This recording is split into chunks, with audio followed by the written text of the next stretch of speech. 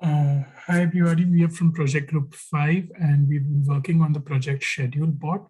ScheduleBot is basically a Discord bot which helps you manage your calendars via Discord. You can add events, create events, delete events, view events, and manage events. So first of all, I'll start with talking with what's new in version 3. So we've added 6 new functionalities, including connection to Google, addition of location to an event information, checking the travel time before an event and blocking off that much time for travel, deleting events. We've also added the functionality to check daily summary easily and to check out Google Calendar events. So just to go through the run of the projects. So we just go here. Once I start the bot, it will send out a message on Discord introducing itself. And if I react with an alarm clock, I will get a personal message from the Discord bot with introduction and with the basic help text with all the various features of the bot. So let's start with connection to Google. So once I click on connect to Google, it shows me the option to connect to Google, and then I can connect my app to my Google Calendar. And once that's done, I also get a message that my connection to Google is now successful. Now I can just show how do we go through with adding the location of an event. So the command for that, so I would just create a event schedule. It will ask me the event of name of my event test1. So I can start my event, say 21.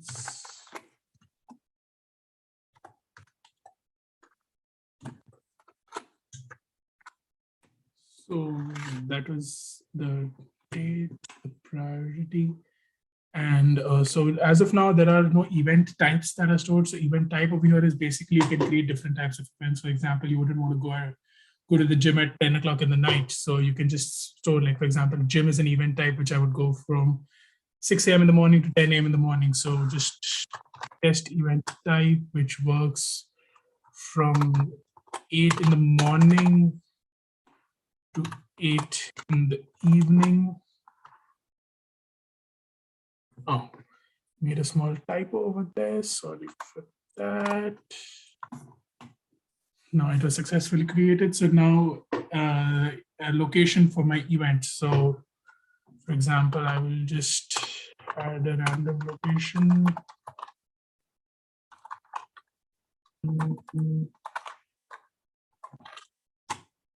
Now the bot is asking me whether I want to block off travel time before this event. So for example, I want to go to point A, from point A to point B, and it takes me a few minutes. I will have to block off those many minutes. I will just say, yes, I want to do that. And it's asking me for my mode of transport. So I will select driving. And my source address would be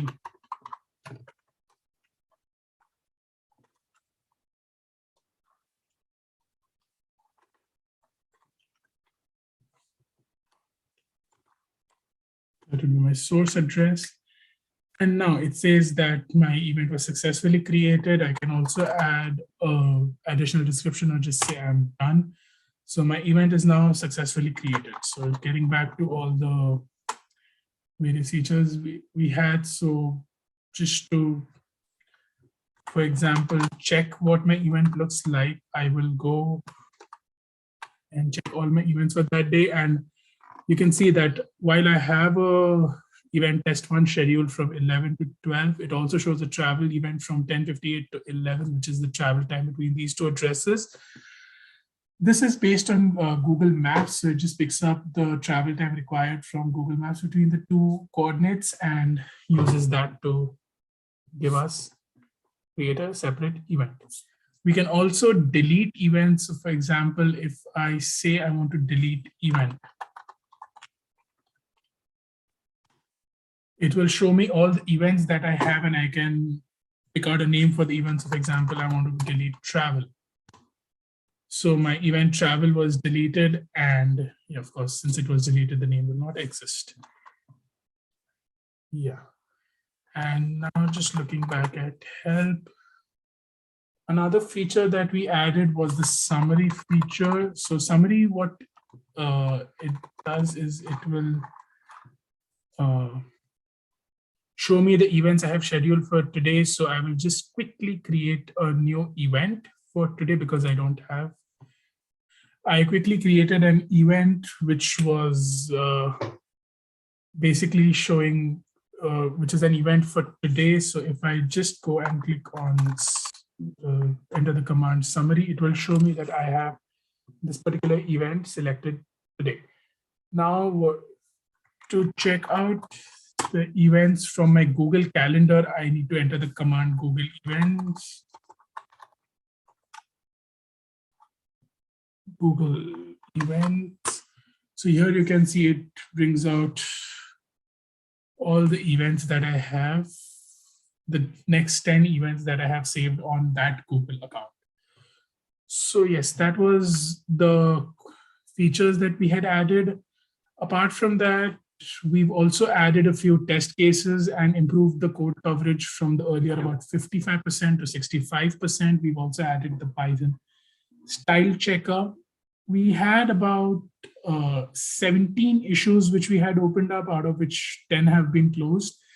The other issues are what we have thought, if had there been a project phase 4, these could have been worked on. For example, merging Discord events with the Google Calendar. So right, as of now, the bot stores all the events as an encrypted CSV file on the owner's machine. So instead of that, it could be directly stored to the user's Google Calendar.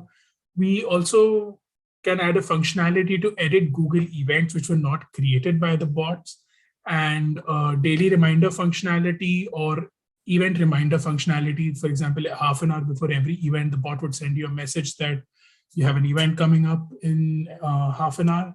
A quick event creation wherein, so right now, as you saw, the process for event creation was slightly long. So instead of that, going through all that, we can have a quick event wherein we just add the name, the time, end time, and we have an event.